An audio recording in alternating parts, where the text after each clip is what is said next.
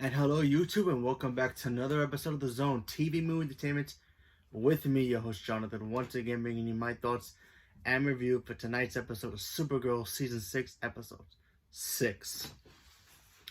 Okay, so now we know that Brainy and Nina literally went back in time to Kara's, I guess, childhood, high school days. Her and Alex, they went over there because they need Kara's blood.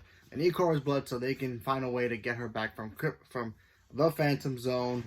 So, apparently a meteor comes towards Earth. Kara punches it, and it's full with kryptonite, like always. And blood, kryptonite. So there you go. So they were able to get a chunk of kryptonite with Kara's blood in it. So they basically have what they needed. Success, right? Well, yes and no. Things always seem to be more dire than what it is when it comes to time travel. So they have one mission down. They have a couple other things to do. They basically, now need to prevent Cat Grant from knowing about Supergirl ahead of time before she's supposed to know about her. Now remember, Cat Grant at this point is, I guess you could say, a young rookie reporter. She's trying to catch up to Lois Lane. Lois Lane's already have cred. She's, Superman's already Superman, so she's already got the street cred. And Cat Grant's trying to become Cat Grant. But she goes by CJ Grant at this point, so she doesn't go by Cat Grant until Brainy mentions it at one point. Then she goes, oh, Cat Grant, okay.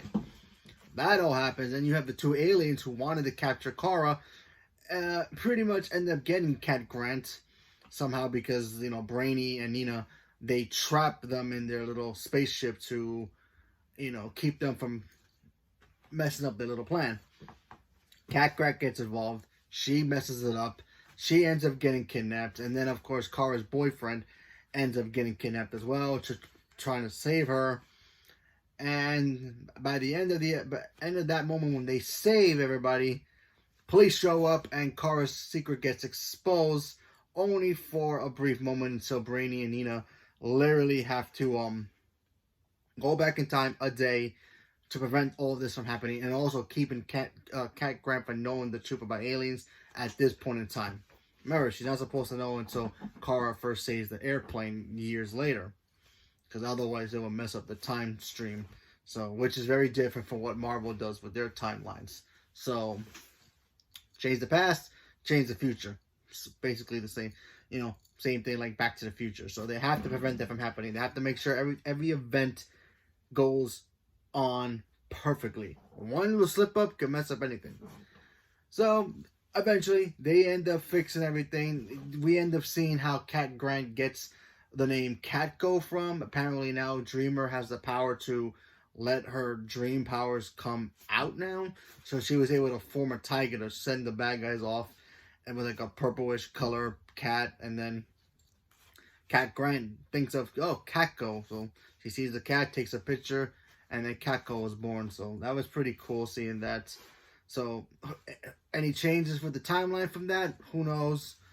But I thought that was pretty cool. She ends up being on the phone talking to Perry White about her article. And then she tells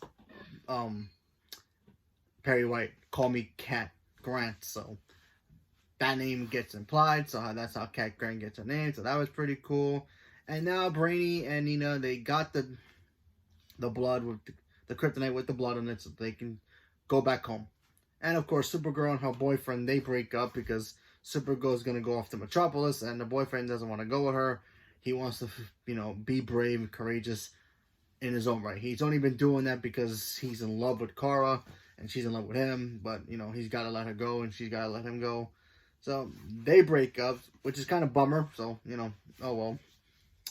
But overall, interesting episode. I like the fact that Dreamer's got new powers. She's used to her powers now, so that was pretty cool. Now she can vision her visions or her dreams, no pun intended, and make, I guess, better pictures of what they actually mean. Remember, when she always had the powers of, seeing visions in her head, she never knew what they were until she finally controls them. And then, so basically the whole key of this whole mission, besides getting Kara's blood, was the fact that she needed to prevent Cat Grant from knowing the truth too early. So I thought that was pretty cool. Solid episode. Obviously no Supergirl again, but you know what? We got to see miniature version of Supergirl, so that was fun. Seeing Kara be a kid again, that was pretty cool. So next week's the mid-season finale, and you know we're gonna hopefully get Supergirl back, and then of course Superman will return. So yeah, it should be fun. So leave a comment below. Let me know what you guys thought about Supergirl, and stay tuned for more. Thank you very much, and have a good day.